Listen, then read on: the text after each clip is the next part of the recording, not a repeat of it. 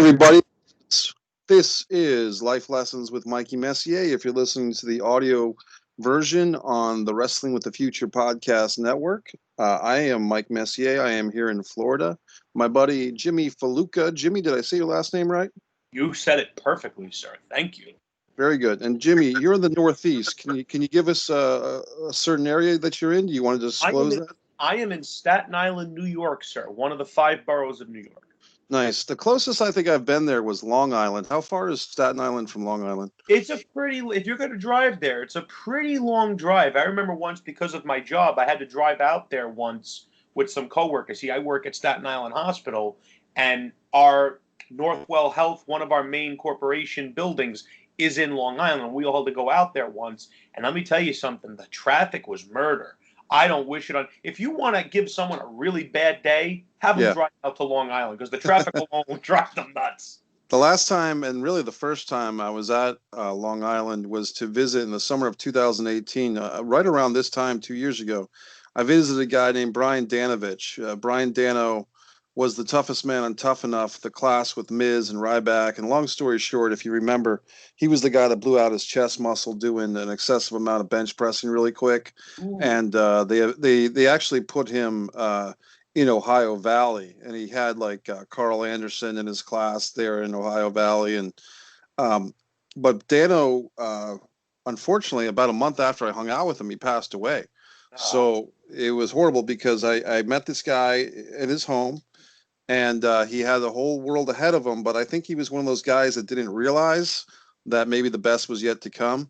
And when I do podcasts and when I talk wrestling, to be honest, I don't dwell on it, but sometimes I do, in that I feel like Dano was a young guy in his mid-30s who loved wrestling so much, had his opportunity, had his shot with Tough Enough. The injury never really healed up properly, and they were still kind of putting him through the paces of Ohio Valley, and he was still pretty much injured.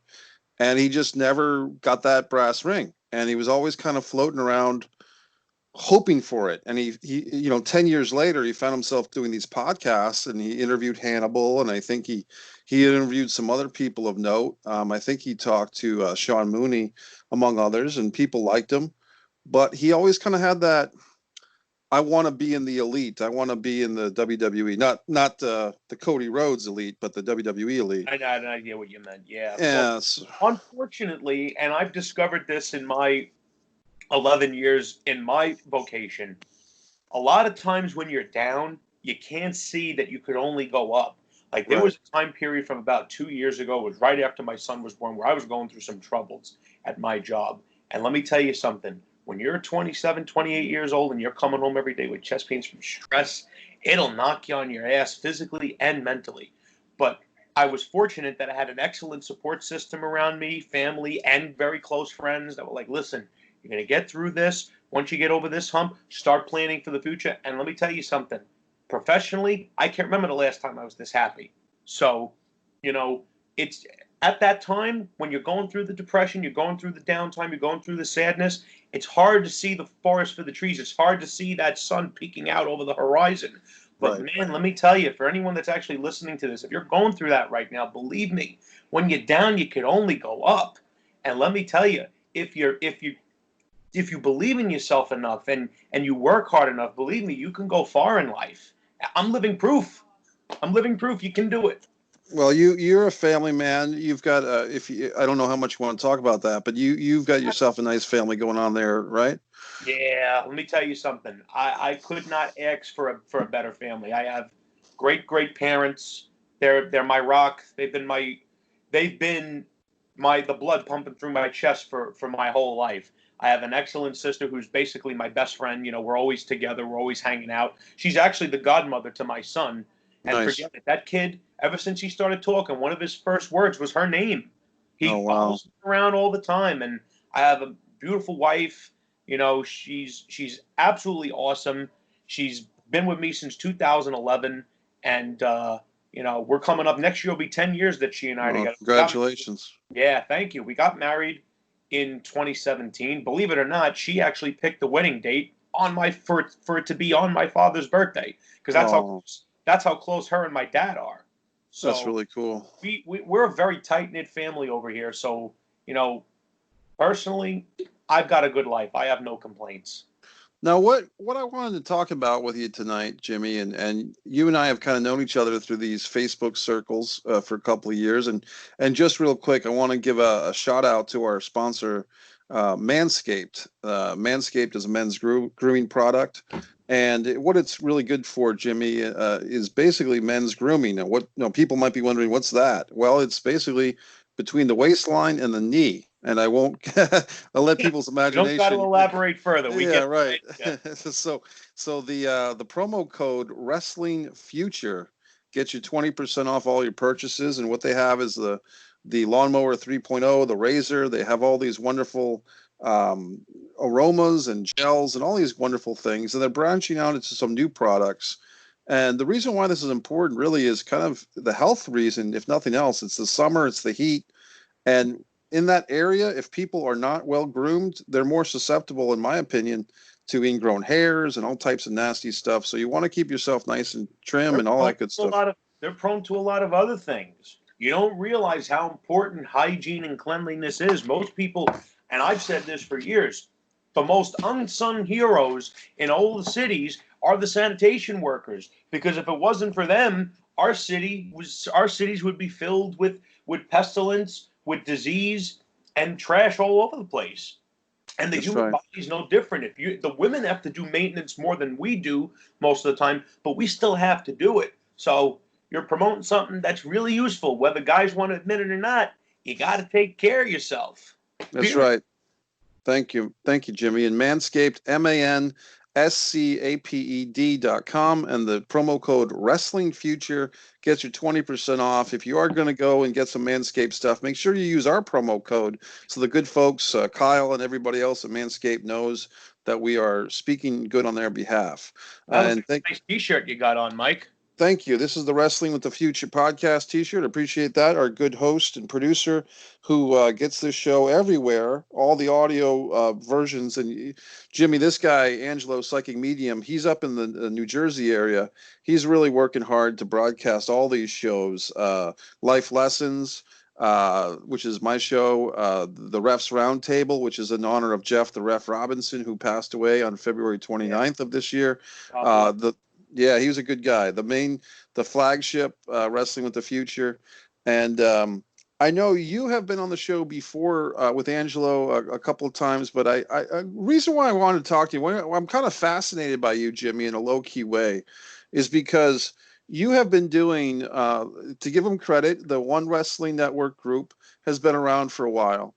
And I always associate that with the Ultimate Warrior. And I know a lot of people don't like the Ultimate Warrior. And I can understand why. He had some offensive and controversial things, but he was cool to me when I met him.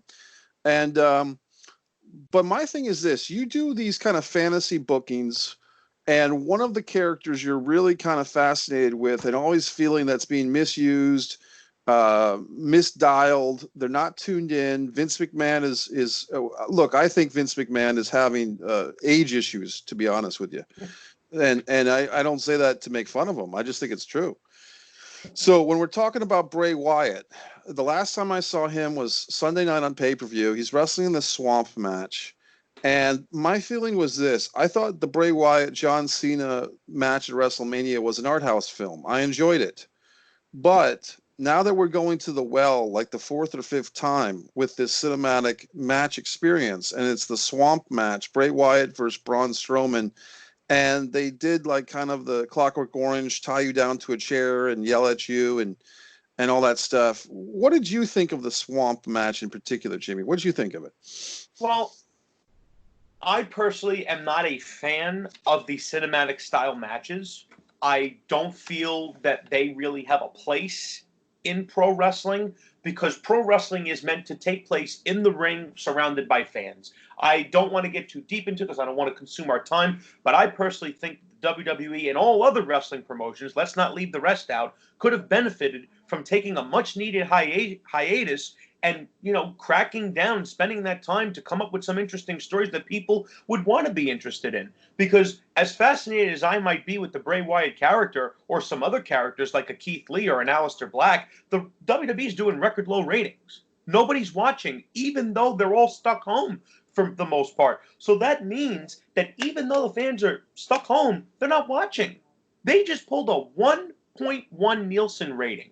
That is horrendous compared to 6 years ago, where they had they did, I think it was a 4.4. That's a 65% decrease. That's massive.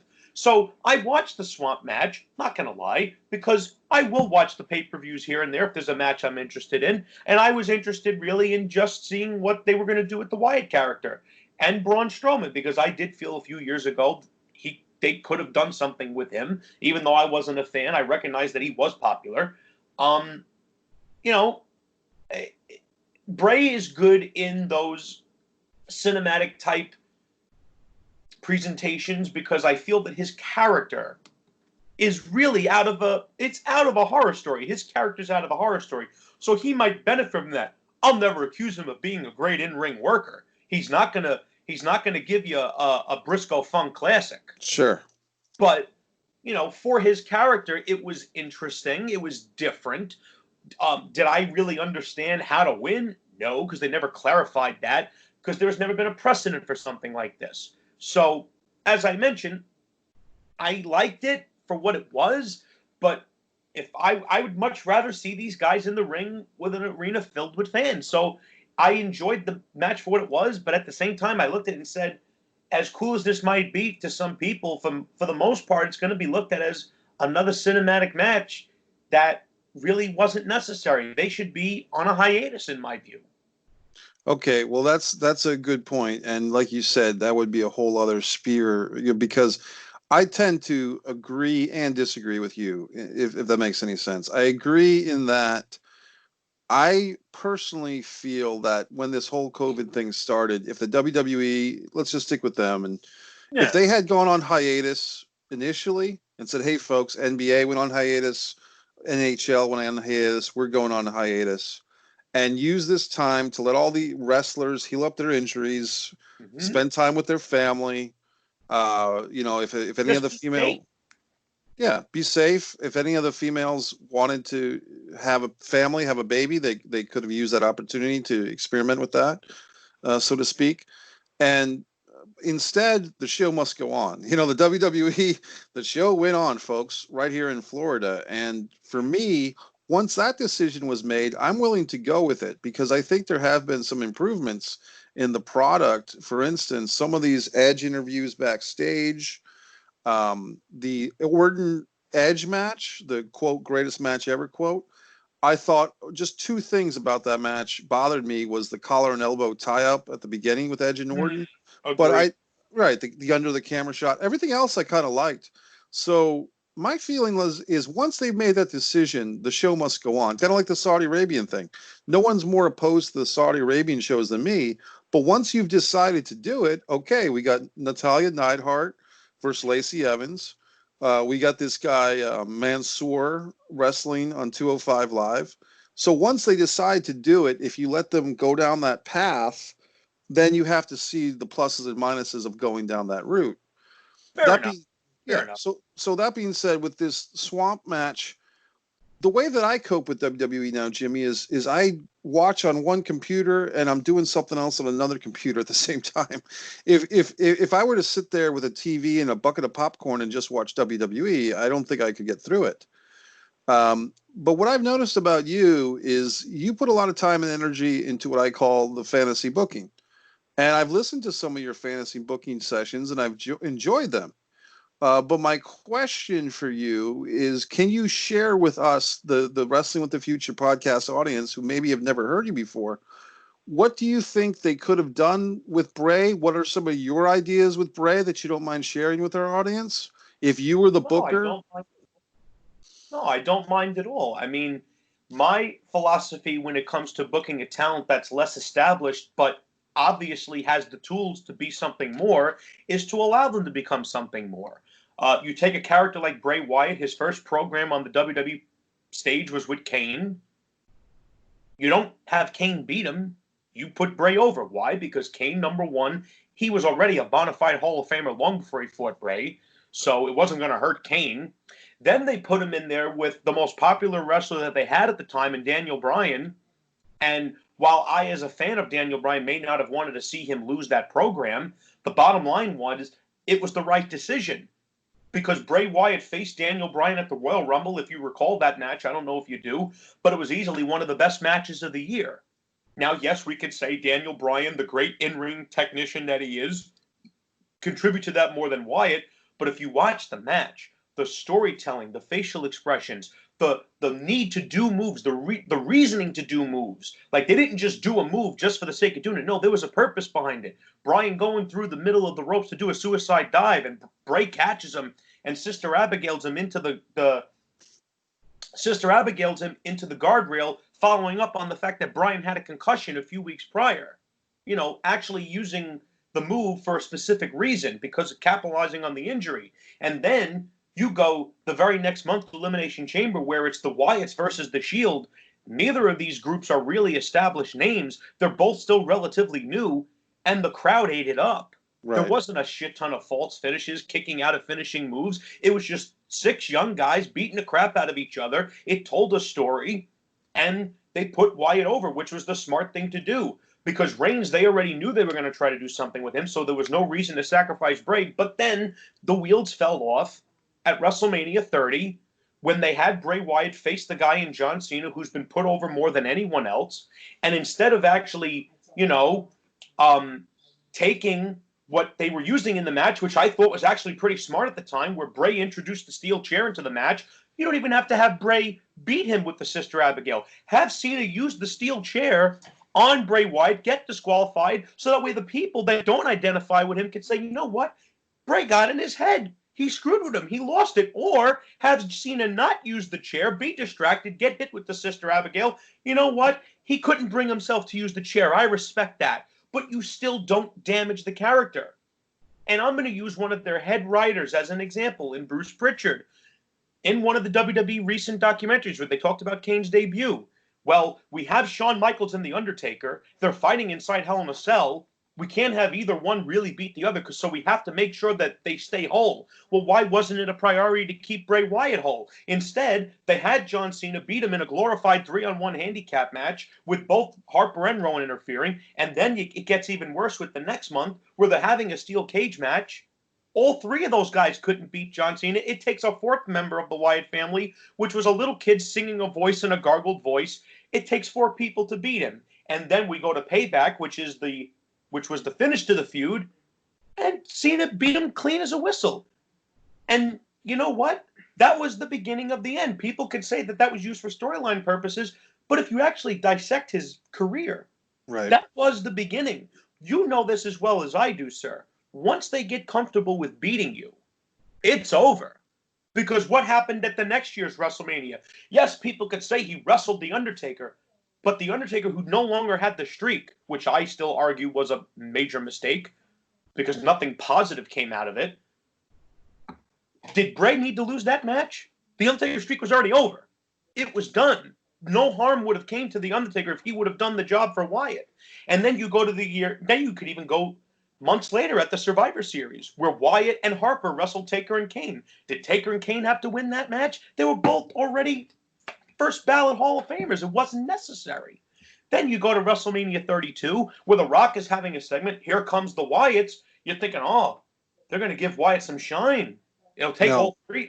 They were sacrificial lambs in that case. Sacrificial lamb. You tell me you couldn't send Heath Slater out for that? You're going to send a guy who's actually got some talent, has some promise, and you're going to sacrifice him to The Rock when you could send the jobbers out there for that? And then you go to WrestleMania 33. You know, right or wrong, Randy Orton's done so many things in his career that warrant that he lose his job. Drugs, shitting in other wrestlers' bags, the bullying backstage, the abuse of his power. Please see Kofi Kingston. Please see Mr. Kennedy. He faces Bray Wyatt after winning the Rumble, which I'm still trying to figure out why Orton needed to win the Rumble in 2017 when he was already a first ballot Hall of Famer. And not only does Bray win the belt, but less than a month later, he loses it to Orton. And think about this. They took the belt off Bray just so that Orton could lose it to Jinder Mahal because he found some secret sauce that they didn't have a proper drug test for. That's the way I look at it. So my issue with the way they booked Wyatt is, if you're not going to put him over, Don't put him up against those established names, because all you're doing is putting a ceiling on him that the casual audience will see, because they don't give a damn about me or you, because we've been watching wrestling our whole lives. They care about the casual audience. Right. Well, if you care about the casual audience, you have to validate all of those characters that are going to lead this company into the future in the eyes of those fans. You can't do that and then beat them against name talent. And I ask a simple question to those that would oppose me. Why is it okay for Roman to beat The Undertaker? Why is it okay for him to beat John Cena? Why is it okay for him to beat Randy Orton, but Bray Wyatt can't? I don't understand this. Especially, they're going to say, oh, the ratings, the merchandise. When at both times that Roman got the belt, the ratings tanked. You could ask any of the guys on the page. Didn't Bray Wyatt once have the top merchandise? Wasn't he the top merchandise guy at one point? Bray Wyatt? He currently is right now, sir. Okay, so Jimmy, let me ask you this, and look, this is from one hardcore wrestling fan to the other. Do you, did you ever aspire? Do you still aspire to work for the WWE as a writer? Did you ever apply? No, sir. I have no desire to ever work for the WWE, because I understand that it's an environment where they write for an audience of one. They don't write for the actual audience. They write for one old individual in the back. If I thought for a single second that they were actually going to write for an audience, I would have no problem applying for a creative position. And I have a feeling I'd knock a few people off. I'd knock a few socks off, because booking wrestling's not difficult. If you put your ego aside, you could write some great stuff. See, if I was a writer, I wouldn't just book Bray to win all his matches. You could ask any of the guys on the page. I was going to do a video before I took a break from the page on who I would have booked to be the first guy to beat The Fiend. And it actually would have made sense. And it actually would have made a star. I wouldn't have just fed him to a guy that was in his prime when I was 7 years old. No, that was ridiculous and it was stupid. That's why they get the backlash that they get, because Ray Charles blind as a bat could see that was a bad decision. Not just because I don't want to see Wyatt lose. That's ridiculous. Everyone loses in wrestling. Some more than others. Sure. But the point I'm trying to make is, when you're going to beat a character that is gaining steam, there's got to be a reason for it. There's got to be a storyline purpose for it. There's got to be an actual reason. It's no different than Asuka. Not to get off topic, but when Asuka lost her undefeated streak to Charlotte, I was still sitting there. I'm still to this day scratching my head wondering, why did this happen? What was the purpose? Mania 2.5 years ago. Yeah, I still can't understand what was the purpose. What positive factor came out of that? And I'm going to quote my former co-host Frank, because it's a very smart statement to make. If you have a match that doesn't benefit either person, you don't do it. It's very easy, sir. Here's my take on their take on it, which is why a woman like Charlotte Flair wins matches that, we think she probably should have lost, whether it's Asuka at Mania, or why did Charlotte probably have a 60 or 70% winning advantage over Sasha Banks once they got to the main roster. My opinion is that Vince McMahon in particular, and I don't say I agree with him, but I'm saying that this is what I think he thinks, or how he thinks, is that the fans want to have certain bookings that they disagree with, because the hate watch is a part of it. Like if we piss the fans off by having Charlotte beat Asuka, they're going to tune in Monday night on Raw after Mania to see what happens next. So there's a certain amount of booking that's done. Even a Jinder Mahal would be a very radical case. If they're really going to hate this, and if they really hate it, they're going to be forced to watch our show to see how we make up for it. Now, the problem is when they don't make up for it. The problem is when they continually to give us bookings that we disagree with. And I'd say that, after 3 or 4 years of being the angry wrestling fan and doing videos about that on YouTube, I think my own Raw protest has proven to be correct. Look at all these fans that are leaving, and for the first year or two of the Raw protest, people say, "Oh, Mike, you're full of shit. No one watches your videos. No one cares." Well, people do. Obviously, people do. Not giving your protest 150% credit for people leaving, but I have no doubt that people have seen that video, have actually sat and thought about it, because you're right.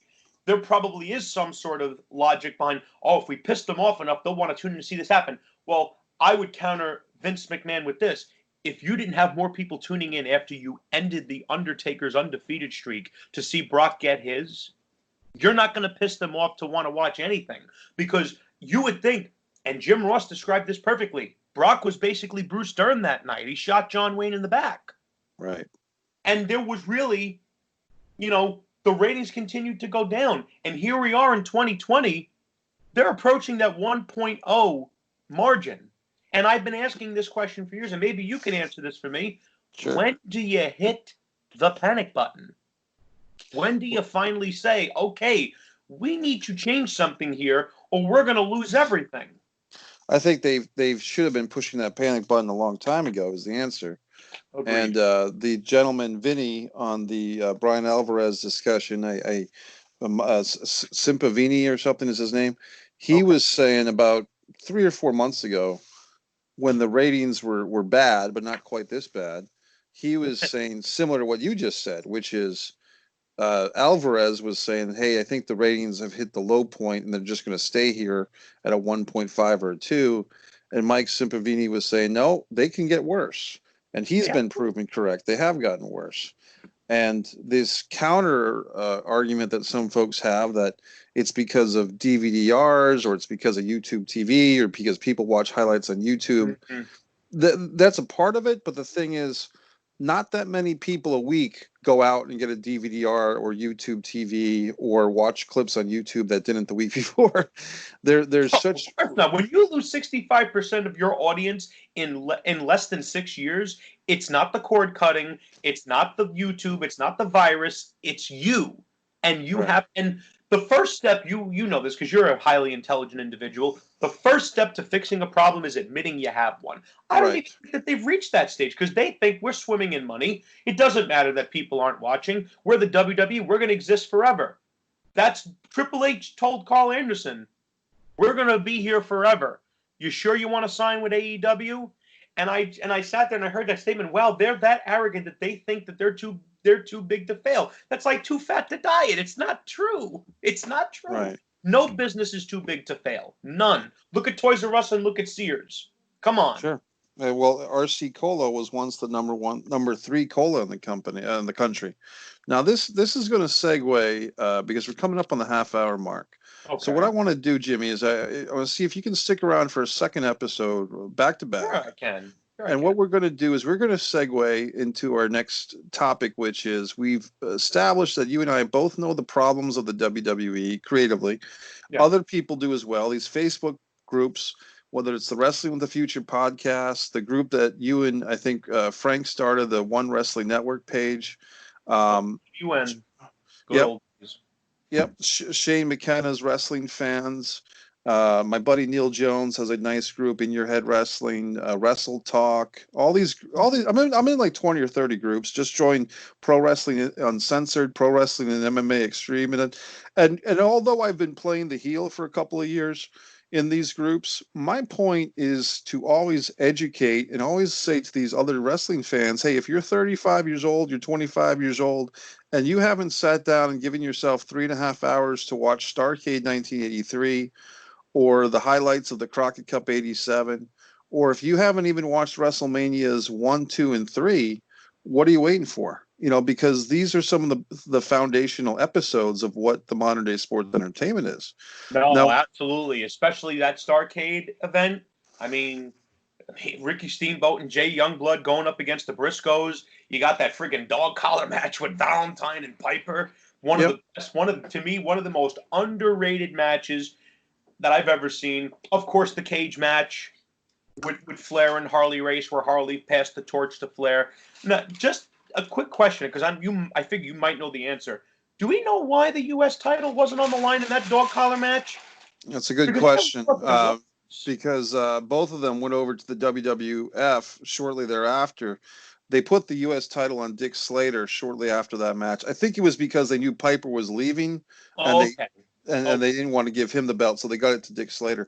Hey, Jimmy, we're going to wrap up this episode. On the next episode of Life Lessons with Mike and Jimmy, we're going to discuss how the wrestling affects us as fans and if we're putting too much emotions into it. So this is Mike Messier with Jimmy Fallucca, and we'll see you on the next episode. Come back for round 2.